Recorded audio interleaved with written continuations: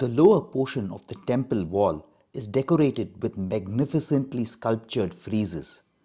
A frieze is a broad horizontal band of sculptured decoration as you see in the video. The frieze runs continuously along the wall. There are 9 lines of friezes which run like the border of a Kanchipuram silk sari. From below, the first line is a row of elephants symbolizing stability. The second line is made up of lions wearing a garland made up of beads. This signifies strength and power. This is followed by a delicate scrollwork depicting a creeper or patralata with dancing figures and animals and birds within. Above this layer are bands of horsemen representing speed and valor. Next layer is a frieze of floral design signifying beauty. Next layer depicts scenes from the epics Ramayana and Mahabharata and also stories from the Puranas. The layer next depicts a mythical creature called Makara. You can see this animal carved in various parts of the temple. The layer above is a layer of swans or hamsas which symbolizes fortune. Above this layer is a floral layer representing beauty. Above the band of these frieze layers are panels and panels of the most intricately carved sculptures depicting scenes from the epics and the Puranas. We will have a look at some of these panels later on in the video.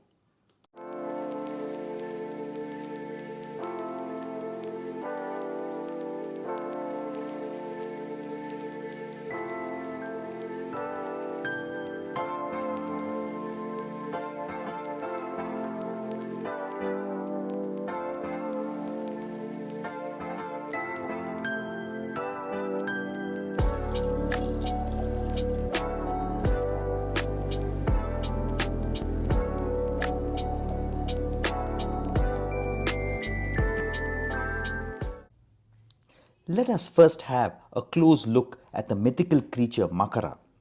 The Makara combines the body of a fish, the tail of a peacock, the mouth of a crocodile, the ears of a pig, and the eyes of a monkey. It is considered auspicious and purifying. In Hindu astrology, Makara is the Sanskrit word for the zodiac sign of Capricorn.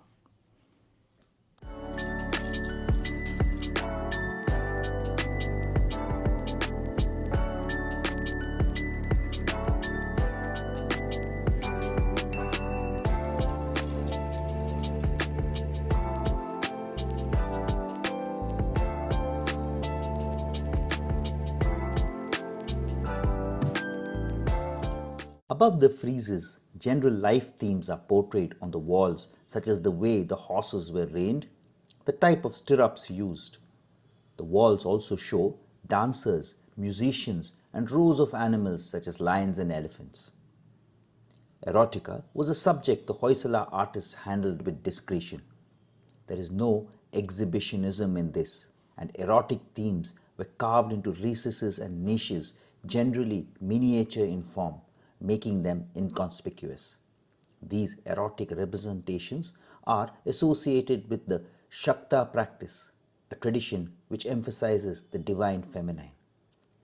The erotic images symbolizes fertility, cosmic union, and the balance of male and female energies. This could be linked to the tantric practices of the times. Integrating these images on the wall of the temple shows that the period allowed freedom of expression and various practices were incorporated in the temple building. It makes us ponder if that era was more of an open society than the present day. These figures are called Mithunas in Sanskrit. Mithunas refers to a male and a female pair, often depicted in art, particularly in ancient Indian Buddhism and Hindu art.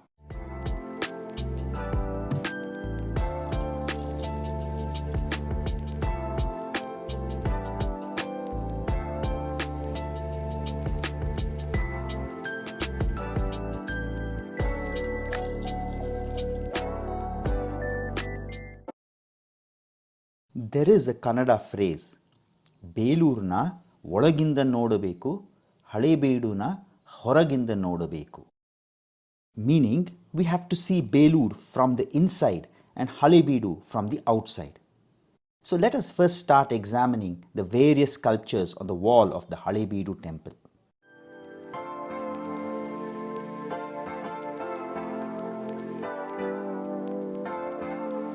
Hindu religious thought is based upon three principal gods or the Trinity: Brahma, the creator, Vishnu, the preserver, and Shiva, the destroyer.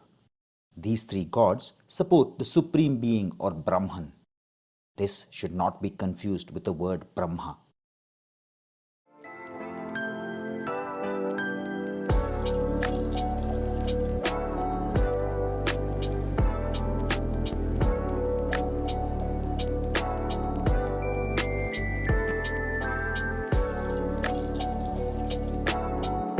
Brahma is said to be born from a golden egg or Hiranyagarbha, which formed in the initial waters of creation. Being born from water, he is also known as Kanja, meaning born in water. Others believe that Brahma emerged from a lotus which grew from the navel of Vishnu. Hence, he is also called Nabija, or born from the navel.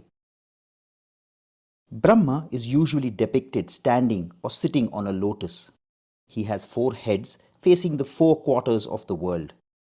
The heads represent the knowledge of the 4 Vedas, the 4 yugas or eras, and the 4 castes based upon individual vocations. The face are bearded and the eyes are closed in meditation. He has 4 arms, often showing holding a rosary, kushagras, a spoon or a ladle, a kamandal, or a book. The rosary is symbolic of time. The water in the kamandal is symbolic of creation. The spoon and the kushagras are symbols of offerings and sacrifices. The book symbolizes all kinds of knowledge. The hand that holds nothing signifies protection or a blessing. There is a story that when Brahma was creating the universe, he created a beautiful female deity with many charming forms. He called her Satrupa. Enamored by her beauty, Brahma could not help staring at her, compelling the embarrassed Satrupa to move from one place to another. Brahma hence grew 5 heads to look in all the 4 directions and one above him. Shiva did not like this. He felt that Brahma had created Satrupa. She was his daughter, and hence it was wrong on his part to embarrass her in this way. In anger, Shiva cut off one of Brahma's heads to punish him and remind him that his intentions were immoral. He also cursed Brahma that he would never be worshipped as a god. The repentant Brahma has since then been reciting the 4 Vedas. It was due to this curse that Brahma is not commonly worshipped and worshipped only on special occasions. There are other stories which also have the same ending, where Brahma is cursed and hence he is not worshipped like the other gods. Brahma's vehicle is a swan, a bird that is believed to have the power to separate milk and water. This is symbolic of the power to discriminate between righteousness and evil. Sometimes Brahma is also shown riding a chariot drawn by 7 swans.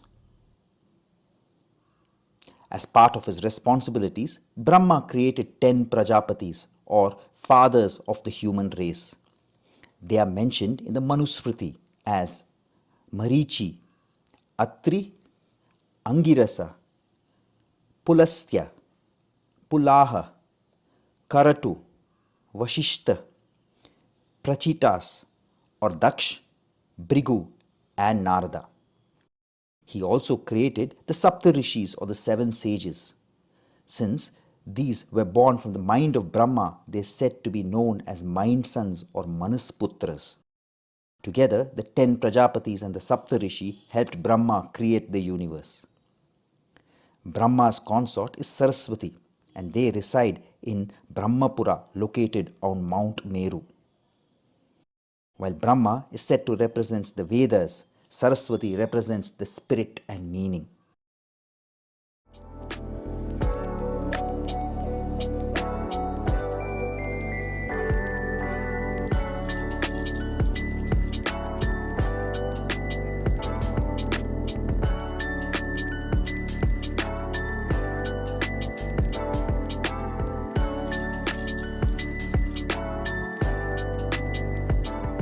The next god in the Trinity, which is depicted on the walls, is Vishnu, or the protector. The name Vishnu is derived from the word Vish, which means to pervade. Vishnu pervades all things and beings and resides in the soul as the life force. Vishnu is depicted with a dark blue complexion, one head and four arms. In his hand, he carries the Sudarshana chakra or the discus, a gada or mace which is called Kaumodaki, a conch shell named Panchjanya, and a lotus. His face is always calm and peaceful. He wears a golden crown on his head and a vanamala or garland around the neck. He is bedecked with precious gems and jewelry. The jewel Kaustuba adorns his chest and Shamantaka gem gleams on his wrist. Garuda is his vehicle. Vishnu incarnates to protect his devotees when adharma grows beyond tolerance. Vishnu has 10 popular avatars which frequently adorn temple walls. Halebeedu too has a few Vishnu avatars adorning its magnificent walls. Contrary to popular beliefs, Vishnu has more than 10 avatars. Some Puranas indicate he has 24 avatars. The Srimad Bhagavatam or the Bhagavata Purana mentions 24 avatars of Vishnu in its chapter 3. In addition to the popular 10 avatars, others like Sanat Kumar and Kapila are also mentioned. In addition to the Srimad Bhagavatam, the Sikh text Dasam Granth also features a list of 24 incarnations known as the Chaubis Avatar, which is influenced by Hindu tradition but offers its own unique interpretations. Some scriptures mention Vishnu has innumerable incarnations, and 24 of them are important. The 24 avatars mentioned in Bhagavad Purana are Adi Purush, the primordial form of Vishnu from which all creation stems. 4 Kumars, Sanaka, Sanatana, Sanadana, and Sanat Kumar. Narada, the celestial sage who travels between realms. Navanarayana, sages who embodied the principles of Sankhya philosophy. Kapila, the sage who preached the principles of Sankhya philosophy. Dattatreya, the son of Atri, who is supposed to be a composite of Brahma, Vishnu, and Shiva. Yagna, the lord of the Tushita gods. Rishabha, the spiritual progenitor of humanity. Prithu, a righteous king who restored earth's fertility. Dhanvantri, the divine physician, the originator of Ayurveda. Mohini, a beautiful lady who helps gods to retrieve the Amrita. Hayagriva, the horse-headed form of Vishnu who retrieved the lost Vedas. Vyasa, the sage who composed the Puranas and compiled the Vedas. The rest are the 10 popular avatars which generally people believe to be the avatars of Vishnu. Matsya, Kurma, Varaha, Narasimha, Vamana, Parashurama, Rama, Balarama, and Krishna and Buddha. The 10th avatar is said to be Kalki, who is yet to arrive on the earth.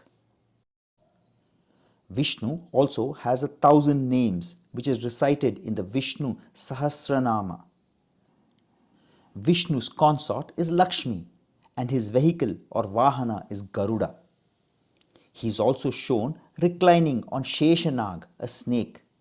Ironically, his vehicle is a bird of prey.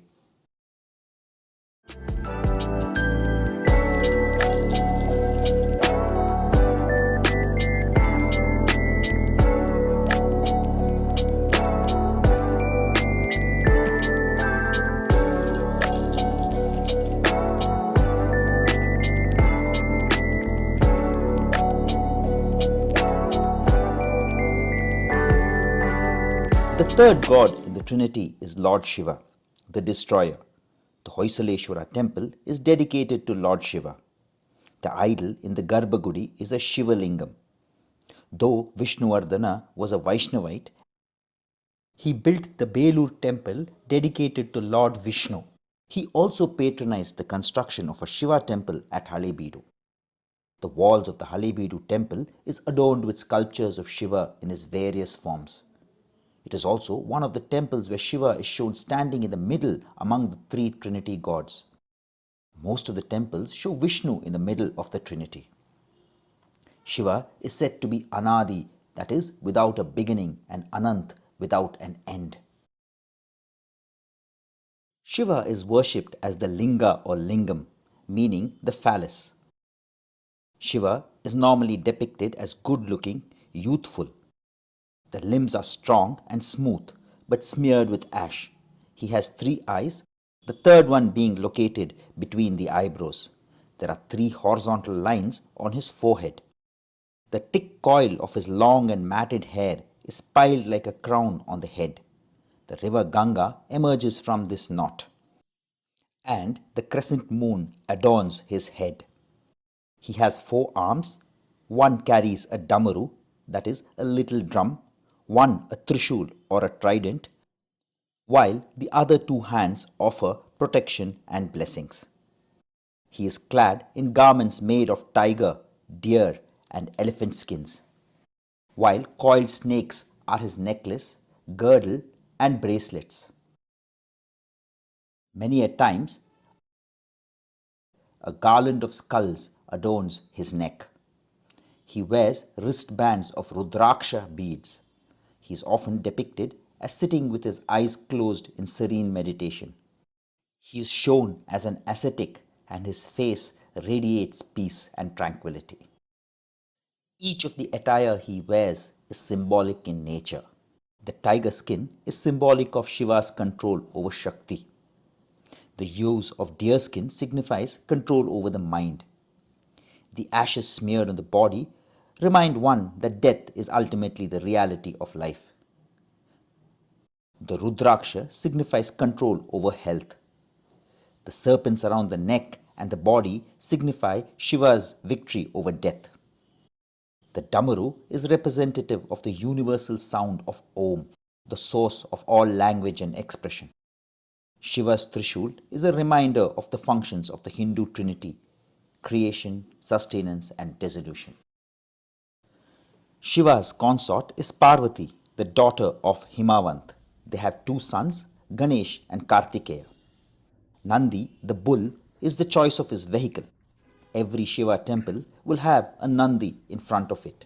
The Hoysaleswara temple also has 2 magnificent Nandis, which will be described later on. Shiva and Parvati reside at Mount Kailash, deep in the Himalayas. Shiva is also known to be a great musician and dancer. All forms of dance are believed to have sprung from him, hence he is called Nataraja, or the king of dancers. Many bronze statues show Shiva in his dancing pose, with the left foot resting on the demon Apasmara Purusha. There is an interesting story about how Shiva came into existence. In the Bhagavata Purana, it is explained that Shiva manifested in many forms from the forehead of Brahma, who was disappointed with his sons for not having a progeny. A son then appeared from Brahma's forehead and split into 2 portions, one a male and the other a female. When the male child started crying uncontrollably, Brahma named him Rudra. The child cried 7 more times, and each time Brahma gave him a new name. The 8 names are Rudra, Shrava, Bhava, Ugra, Bhim, Pashupati, Ishana, and Mahadev. These 8 names are associated with the earth, water, fire, wind, sky, Kshetragya or a yogi, the sun, and the moon. There are other stories in various other Puranas to indicate how Shiva came into existence.